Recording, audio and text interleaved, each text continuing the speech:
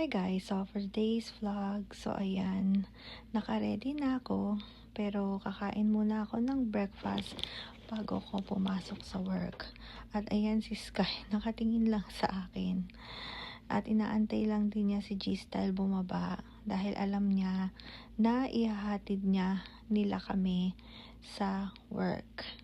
Pero ayan, tingnan niyo oh, hindi kumukurap.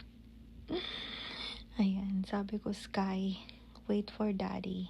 Bababa na si daddy. So, ayan. Naantay rin niya si Kuya Jiro.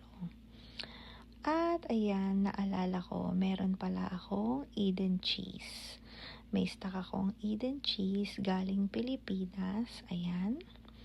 So, ayan, nandito siya. Siguro mga 6 pa to. Ayan. So, nandyan lang siya at lalagay natin sa ham and cheese sandwich ko. Ayan. So, dinagdagan ko lang siya ng extra cheese para mas masarap. At ima-microwave ko na lang para mas masarap. Kasi mas gusto ko talaga yung food na medyo warm. Ayan. Lalo na sa bread. Ayan, tingnan nyo. Pinipindot-pindot ko to make sure na nainit ko na mabuti. So, ayan. Natunaw na pala yung Eden cheese. So, ayan. Ganyan yung itsura niya nung natunaw yung Eden cheese. Ayan. So, ganyan din ba kayo guys? Paborito rin nyo ba yung Eden cheese?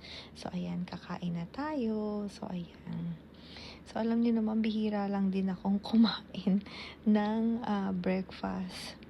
Ayan, bago pumasok sa work. Ayan. So, medyo ganyan talaga yung bread. Matigas. Ayan. I think baguette ata ito. So, ayan, ganyan yung itsura niya. O, diba? So, ayan, natapos na ang aking 8 to 9 hours of work. Ayan, sinundo na ako ni G-Style at medyo malakas yung ulan.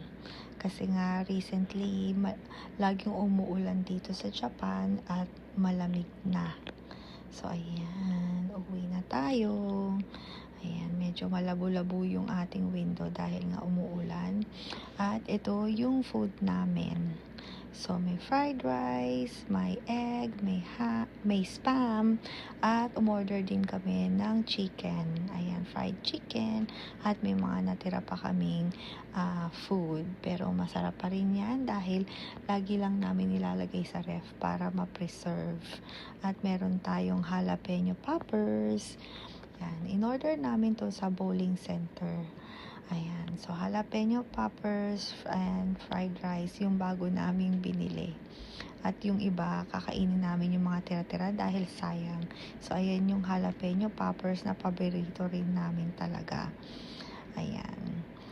Pwede nyong gamitin yung sauce niya or yung ketchup.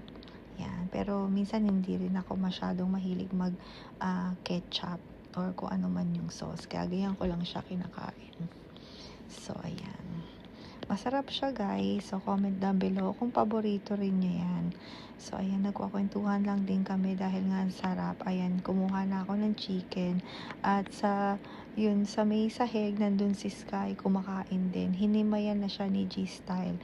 Alam niyo naman si Ate Sky, ang paborito nun, yung white meat ng chicken. Hindi yun kumakain ng chicken skin. Ayaw niya. So, ayan. Yun lang. Thank you guys for watching. See you guys next time. Bye, guys!